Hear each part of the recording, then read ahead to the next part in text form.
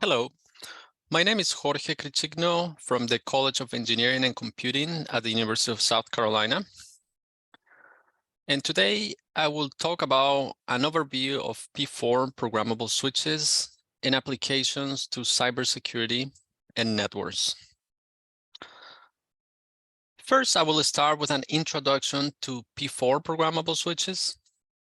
Then I will talk about an application that we developed here at USC. It's about dynamic routers buffer sizing using P4 switches. I will follow with another application, DGA Family Classification using DNS Dept packet inspection on P4 switches. And then I will conclude this talk with some concluding remarks.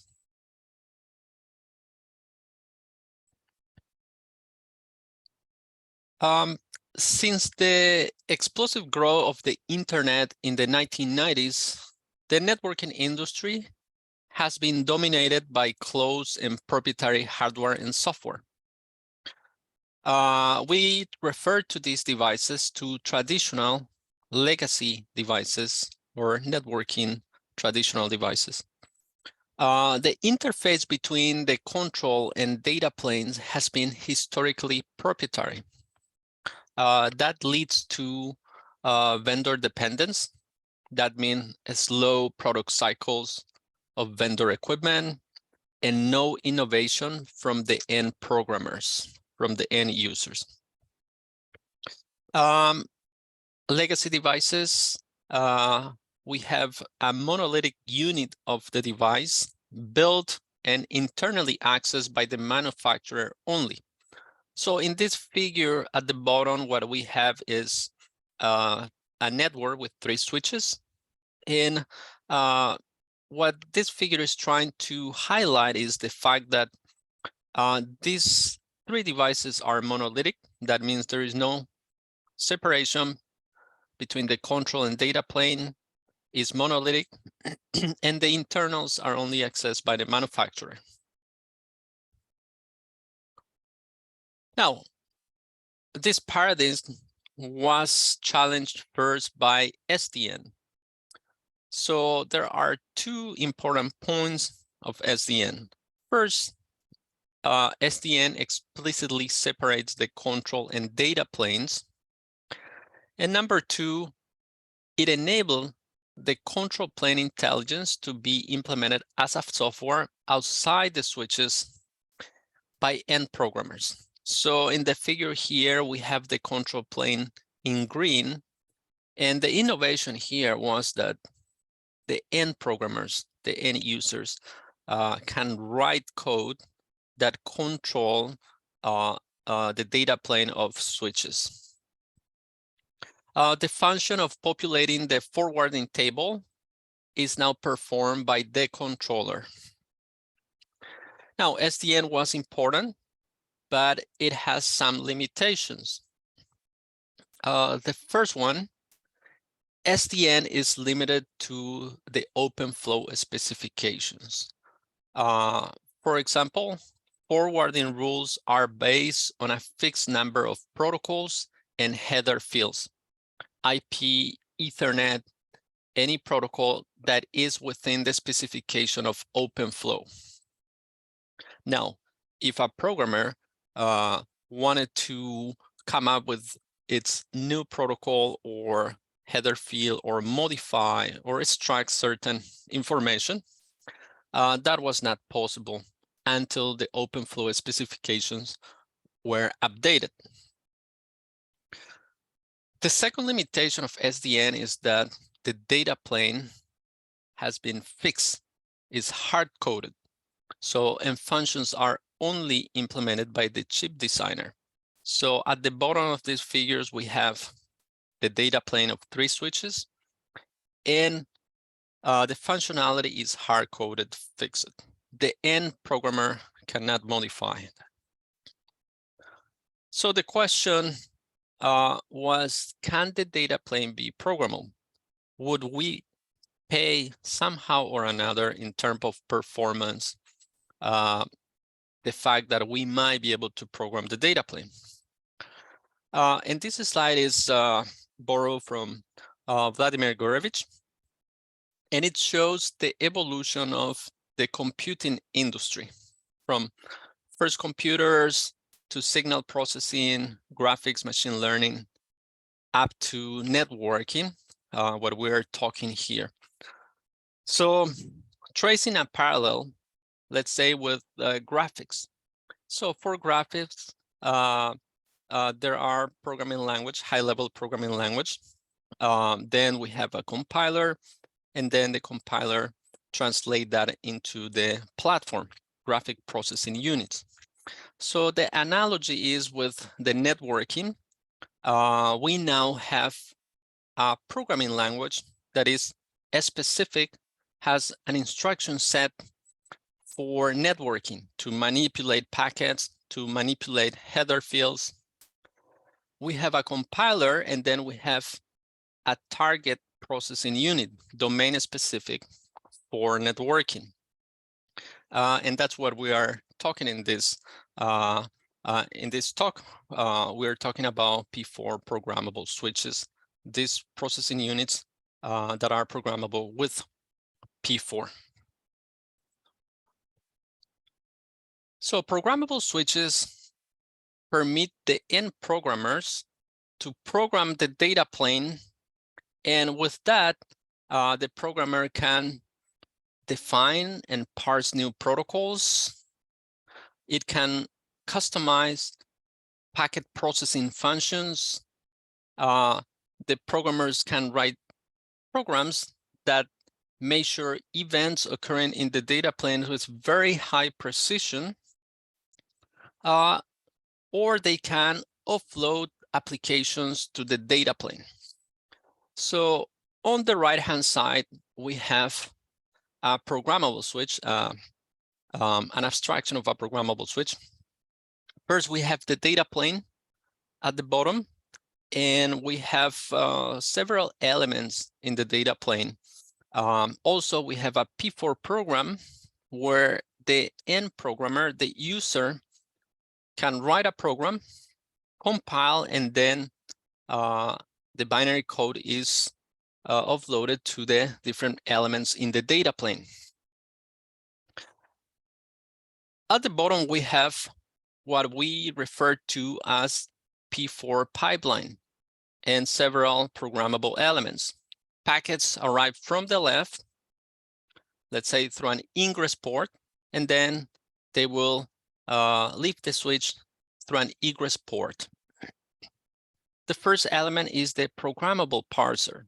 So if a programmer wants to implement a new protocol with new header fields or want to modify a protocol, it can simply define the type of headers, the elements in a header, for example, the different fields, and then indicate to the parser how to parse the packets. Then we have different stages, stage number 1, number 2, number n, where the switch will perform certain actions. It has memory elements for tables, such as the one that we have at the top. We have tables. The most common type of table is the routing table, where the key typically is destination network. And then the action could be forward the packet through an egress port number 2. But with P4, these tables are defined by the programmer. So I could use routing table, or I could use other type of tables, and the programmer define what are the keys. For example, it could be header fields, could be combination of header fields, etc. And the actions could be a different type of actions that we will discuss a little bit later. Now, what are the advantages of loading some application, running code in the data plane of P4 switches? Here we have a figure that I'm borrowing from Dr. Nick McCune. The y-axis is the packet processing speed over the years. And what this figure is showing us is that the switch chip, the one that is now programmable with P4, has a clear advantage as of today, 2 orders of magnitude or more over general purpose CPUs in terms of packet forwarding speeds. So if I can write an application that runs on a switch chip, programmable data plane, then the performance would be much better. Back to the model that we were discussing before. This P4 switch will implement certain phases. For example, for every packet that arrives to the switch, there will be a phase that will be called the match phase.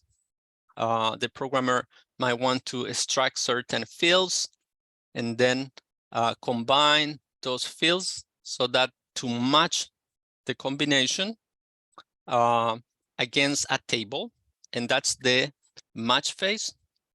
And then is the action. Many header fields can determine the action. What to do if there is a match against this table or not. For example, drop the packet, copy the packet, modify certain fields, forward the packet to an egress port, which is just a particular case, the way that traditional routers work today.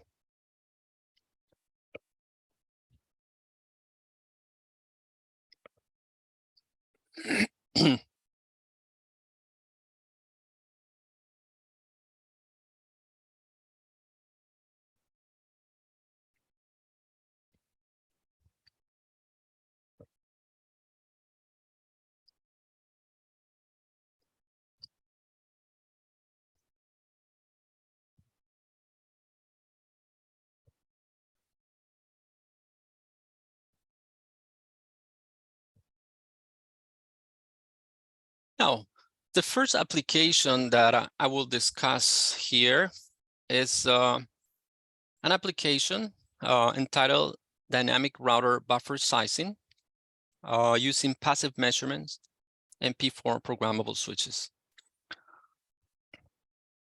The buffer sizing problem, the problem that we want to address using P4 switches, is well known in the networking community. And it deals with the buffer sizings at routers and switches. So these devices are designed to include packet buffers where packets will be temporarily stored. So the size of the buffers impose significant implications on the performance of networks. If the buffer allocated to an interface is very large, then packets might experience excessive delay. And that's what we call buffer bloat. On the other hand, if the buffer allocated to an interface is very small, then there might be a large packet drop rate, and that will lead to low link utilization. So in the figure here, we have an illustration of a buffer. So there is a memory, we are calling the buffer here, with certain size. And the key problem here is, what is the optimal buffer size? So we have the best performance possible.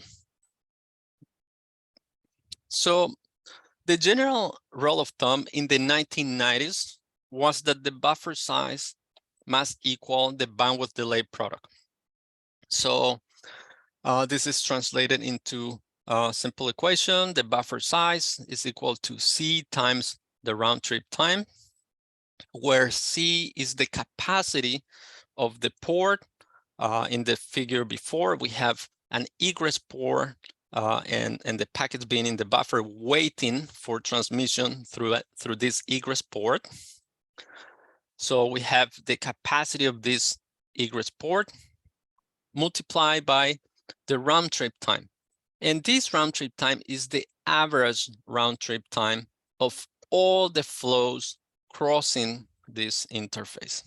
So that was the rule that has been applied for many years until the Stanford rule corrected this previous rule.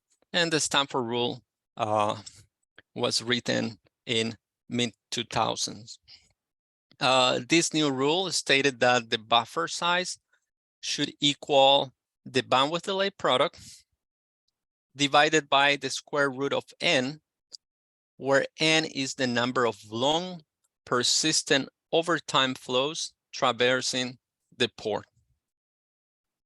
So until today, the typical approach is for operators to hard code the buffer size based on a typical traffic pattern. That is the approach that is used the most in the internet. And there is some issues with these approaches. First, even if we want to use the Stanford rule, it is very difficult with traditional devices that are not programmable to find out the average round trip time of the flows that are crossing the interface. That is challenge number one. First, because flows or number of flows or the nature of those flows change over time. And number two, is difficult to even count the number of flows at any given time in the network. So those are main challenges that lead to operators to simply statically set the buffer size and leave that buffer size statically without ever changing. So what we propose in this work is to dynamically modify the buffer with the help of P4 switches. So one of the key advantages of P4 switches is the visibility that provides to the programmer. So a P4 switch can be deployed passively to compute with accuracy the number of flows that are traversing a switch, the average round trip time of the flows, the queuing delays, the packet losses, and perhaps other metrics that we might be interested in the future. But for this work, we're able to collect with high precision these numbers. The idea is simple. With accurate statistics and measurements, the data plane then can simply pass this information to the control plane that is running in the general purpose CPU, and the control plane can search for a buffer size that minimizes delays and losses. For this work, what we use is searching algorithm is the Bayesian optimization with Gaussian process. And more details about that algorithm and the passive approach that we're showing here can be found in this article at the bottom. So I will explain a little bit more this figure here. First, what we're trying to do here is to, without modifying the legacy network that we have, legacy routers, we will just deploy a P4 switch that will act as a sensor. It's going to be passively listening to the packets that are traversing the network. So assume that packets are coming from left and going to right through the legacy device.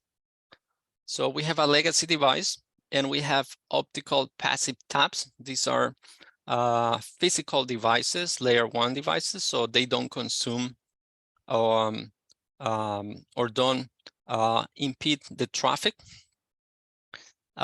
These taps and the packets are fed to a P4 switch, and the P4 switch will compute packet loss rate, queuing delays, round trip times, number of flows traversing the switch, the link utilization at any given time. Again, we are exploiting the visibility of the P4 switches and the line brain computation that it provides to come up with these measurements. Once we have these measurements, we will fit the Bayesian optimization running in the control plane to figure it out what is the optimal buffer size.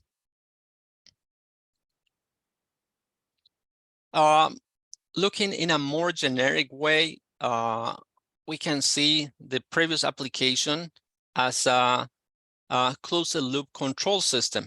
First, we have our network, and we have some tabs that will provide per packet visibility to P4 switches. The P4 applications will produce measurement and statistics, and they will run at line rate. And then this measurement and statistics will be the input in the previous example of the Bayesian optimization algorithm to find out the optimal buffer size. But this can be generalized. We could solve other problems. For example, we can improve queuing policies, or we can build access control lists based on what is occurring in the network and what is occurring based on these measurements and statistics. Note that the system incorporates customized packet processing. It also uses nanosecond resolution measurements and has a per packet visibility. And we're improving here a network, a legacy network with these P4 switches.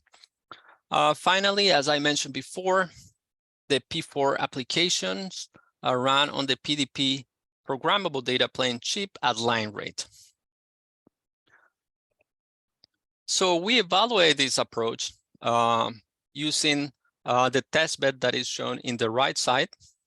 First, we have 1,000 senders, and they will be sending traffic to 1,000 receivers on the right side. Then we have our legacy network. These are R1 and R2, and they are routers from the Juniper manufacturer. And then we have a P4 switch that will do this line rate computation and accurate measurements. And in this P4 switch, then will configure this legacy device. Specifically, we'll find the optimal buffer size for this legacy device. Now, we're targeting this device because the bottleneck is this link between router R1 and R2. So we know that queues or packet queues will be formed in router R1 because the bottleneck is here. Now, there is no reason why this switch could also monitor R2 and several other routers or devices in the network. In fact, this edge core switch has 32 ports. There are other models that have 64 ports. So it could, a single P4 switch could monitor several other devices. So we test our solution with different congestion control algorithms, and also under different network assumptions. For example, typically what we see in access network is that this parity between the access link, this is C1, the one that is connecting, for example, a campus network, and the wide area network is very large, let's say 40-to-1. And then we also test our solution with other type of links where this parity is not that large. For example, what happened in core networks. C1 is 10 gig, C2, the bottleneck is 2.5. Two examples. So here are some results. These results report a combined metric accounting for packet loss and delay. It's a number between 0 and 1, where the lower the number, the better. So we have two heat maps. The first heat map at the top is for access network, and the bottom heat map is for the core network. We also have several congestion control algorithms. So just to show that our approach works for any congestion control. We also have several scenarios. For example, when we use the buffer size provided by the Stanford rule, or the buffer size following the bandwidth delay product rule, and several other that were not discussed in this presentation. For example, tiny is a tiny buffer size, and then there are several others, and we refer the interested user to this paper. So these are different approaches. ADT bloated is simply a very large buffer size. This is what many networks do. They just configure buffer size of routers, very large number. Finally, we have the different columns for different number of flows. 50 simultaneous flows, 100 simultaneous flow, 250, and 500 simultaneous flows. P4BS is P4 buffer sizing, our approach. And I will just show a couple of examples. So let's just pick up, let's say BBR. BBR is a congestion control algorithm as one of the latest congestion control. And if, let's say I follow the Stanford rule, which is the one that we previously mentioned before. So the performance with 50 flows will be 0.19. And on the other hand, with P4BS, we will have 0.07. So the heat map, green is better. So it's 0.5, for example, is red, is worse. So 0.07 is much better than 0.19. Now, if we have many flows, let's say 500 flows, we have 0.95 for Stanford rule, and we only have 0.33 for P4BS. And similar results apply for tiny and other approaches. At the end of the day, we have that P4BS had much better performance. So this performance coming from the visibility and the ability to modify the buffer size dynamically. Additional results. Here what we have is 100 voice over IP calls, playing 20 reference speech samples using the codec 711. First, we have the transit delay. What is the delay of packets? Then we have the perceptual evaluation of speech quality.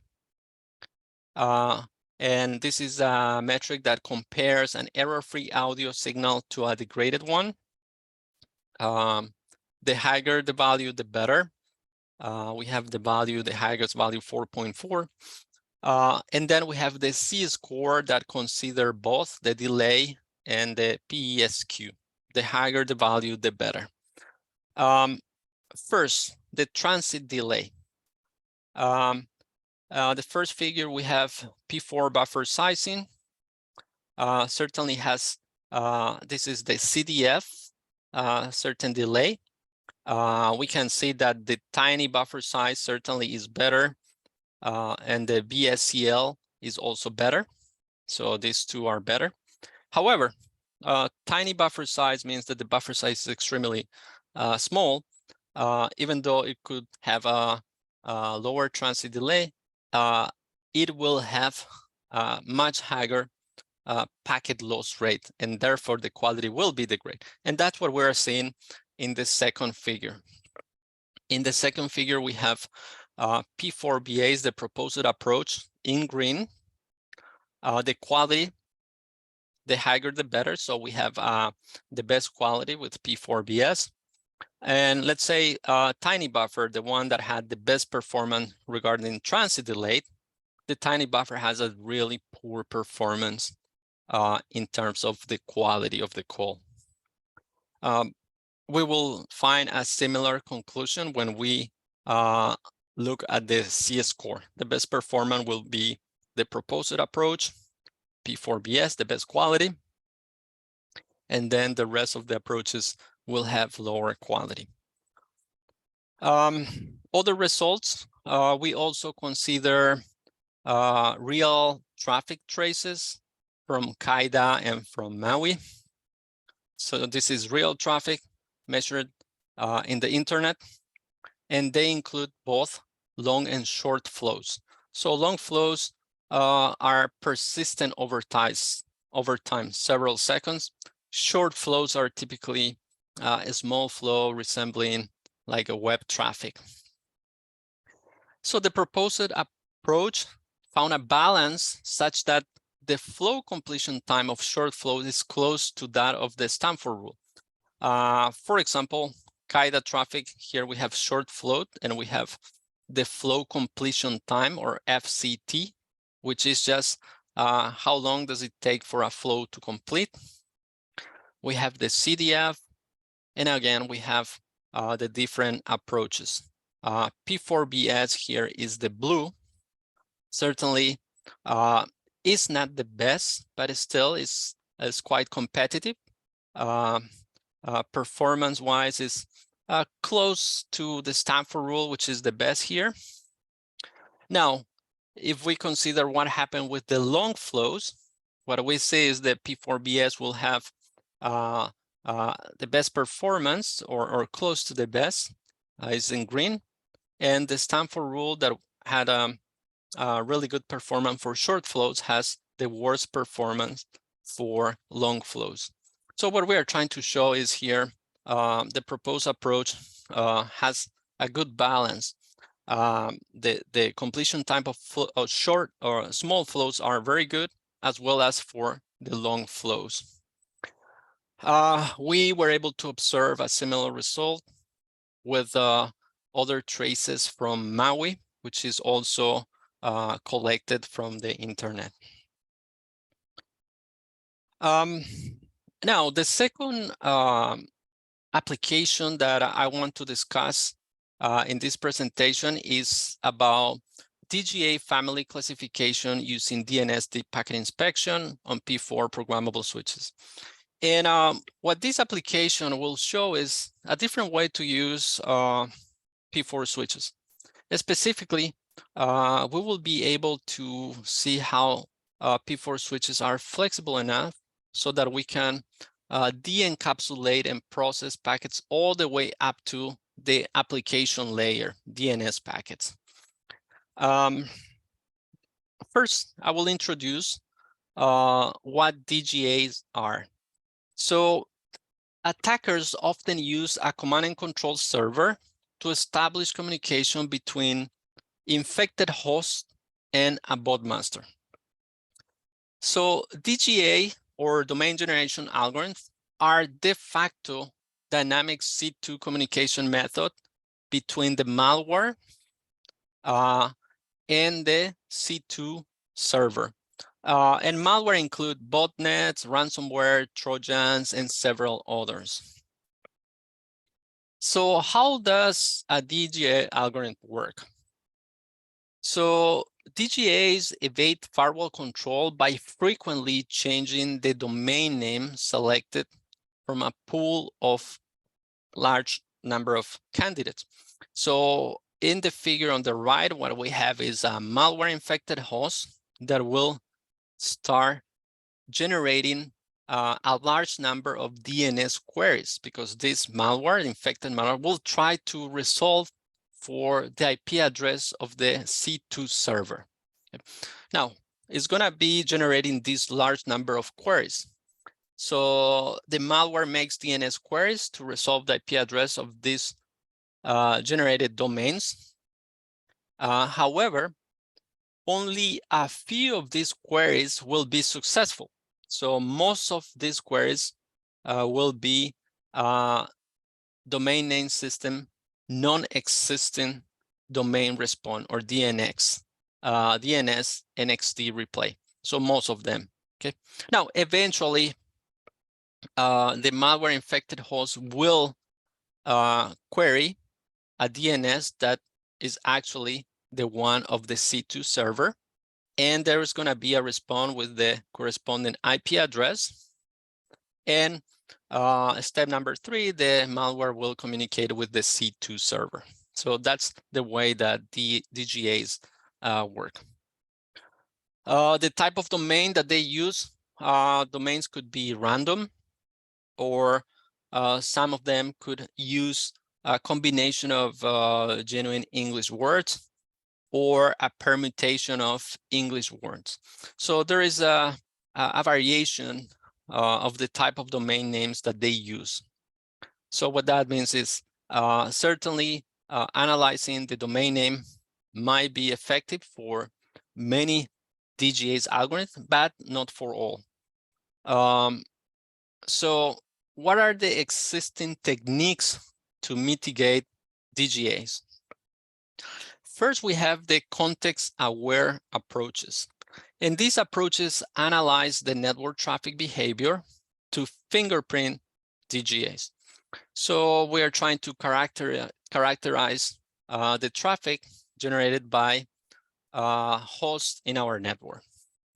Now, this could be as lows, and they typically analyze batches of traffic offline.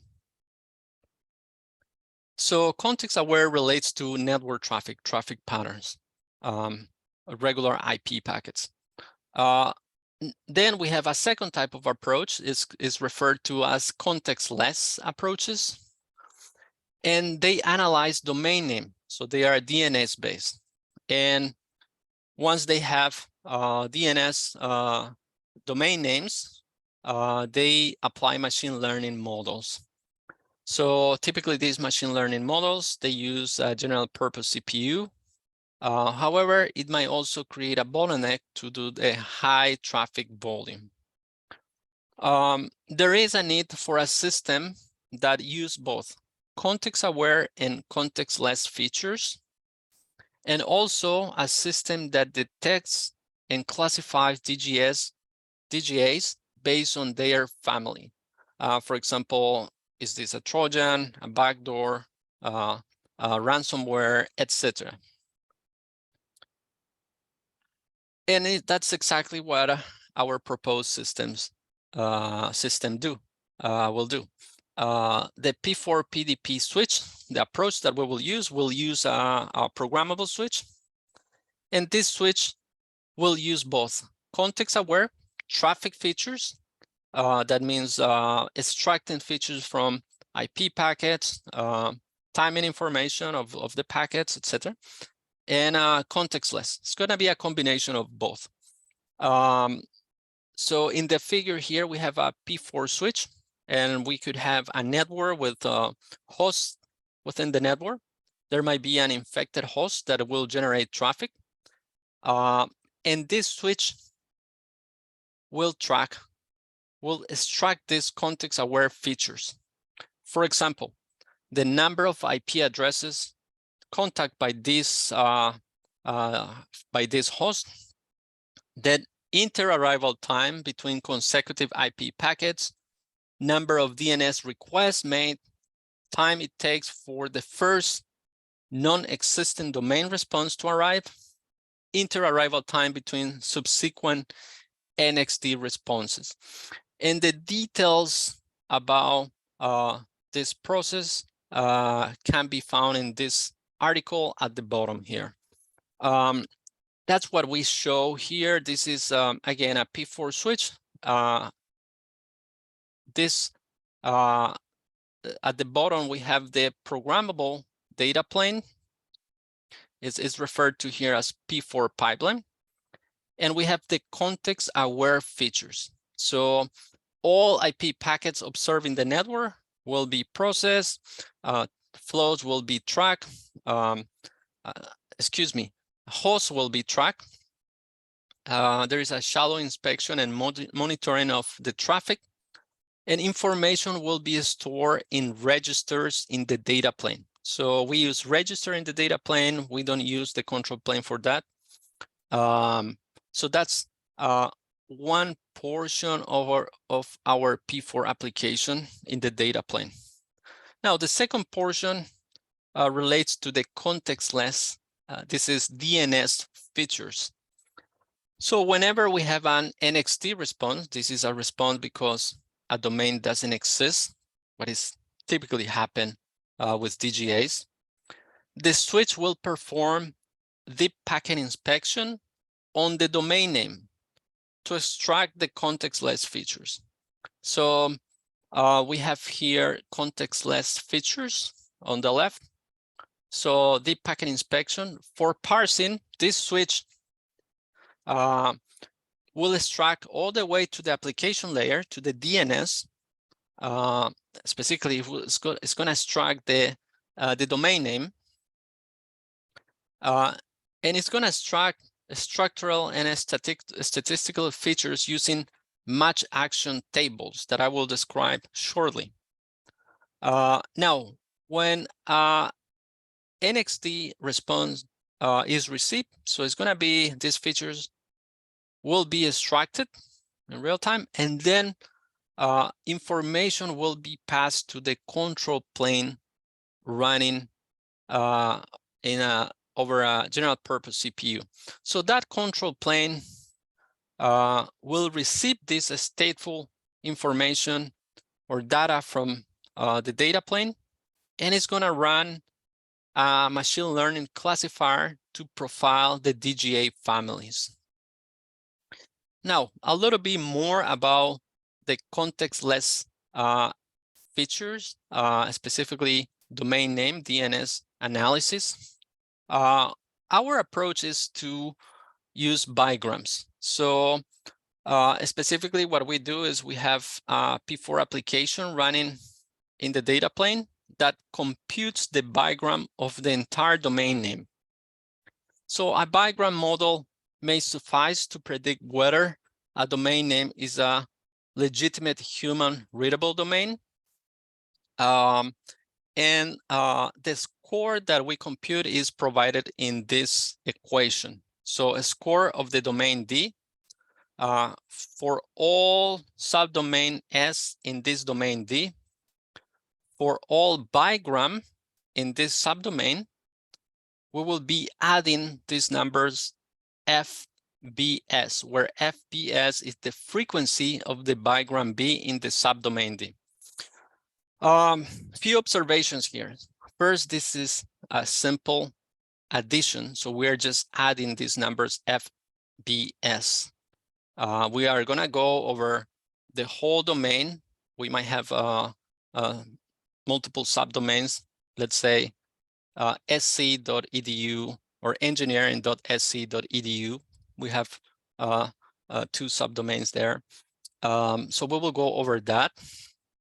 And we will be adding for each bigram, for each combination of 2 letters, we'll be adding the frequency. And these are values, values B that are pre-compute and stored in the match action tables of the data plane. So because they are pre-compute, they are very, we can access those values very quickly. It's not heavy computation, and therefore we can do in the data plane. A characteristic of bigrams, the lower the score, the more random the domain name is. So these values FSB are pre-compute from the English language. So they are stored beforehand in these tables. And whenever we receive a domain, we just go over the bigrams and start adding the corresponding FBS values. For example, the subdomain Google, we have G, GO, OO, OG, GL, LE, and E. So we will be adding the value F for each of them.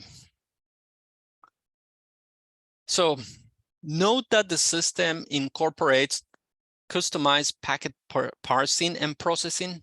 If this was a non-programmable switch, there is no way that we will be able to extract and de-encapsulate all the way to the application layer, DNS packets, right? And then we have customized processing, context-less feature, context-aware features. We are tailoring according to our needs. Fine-grained measurements, because we have the characterization of the traffic. Per packet traffic inspection, we're inspecting each packet we're interested in real time, specifically non-existing domains, for example, and stateful memory processing at line rate. So we evaluate our approach using hundreds of gigabytes of malware samples, over 1,300 samples containing 50 DGA families. And we refer the interesting user to this URL here at the bottom, where there's more information about these samples. We use samples that receive NXT responses containing domain names generated by DGAs. The collected data set was used to train machine learning models offline on a general purpose CPU. 80% of the data was used for training and 20% for testing. So the evaluation here reports the accuracy, F1 score, and precision of different machine learning classifiers during the first 8 NXT responses.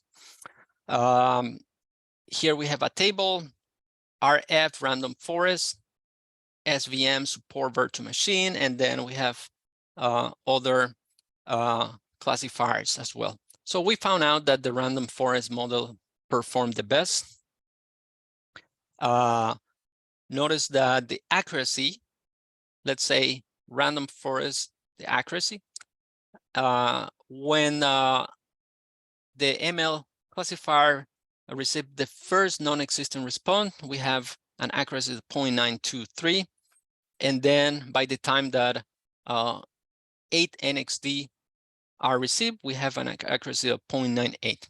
So, and this pattern is observed also in other classifiers. For example, SFME, we start in 0.872 and then 0.91. So it's increasing. The more NXT responses are received, the more accurate it's going to be. Now, this is the accuracy. Now, again, one of the key advantages of P4 switches is that we have really good visibility of what is happening in the network per packet visibility. So the scheme can accurately characterize traffic flows. These are the context-aware features, in addition to DNS analysis.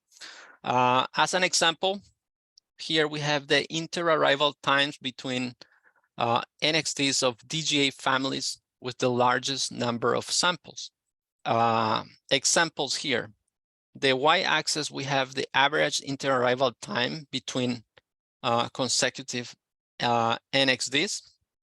And then we have different DGA families. Example number 1, we have the Locky ransomware.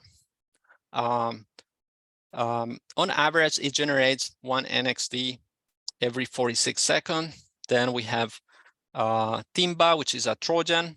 It's going to generate 1 NXT every 11.83 seconds.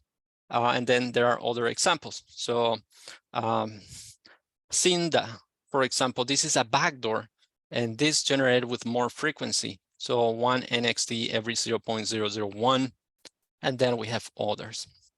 So the key thing, the key takeaway from this slide is that the visibility that is being provided by the P4 switch. So there is no way we could get this visibility with traditional devices. Here we have a comparison of how quick we can extract features or the processing time to extract features in the proposed approach running on a programmable data plane. And we're comparing with a state-of-the-art approach running on a general purpose CPU. For references, we just want to showcase here.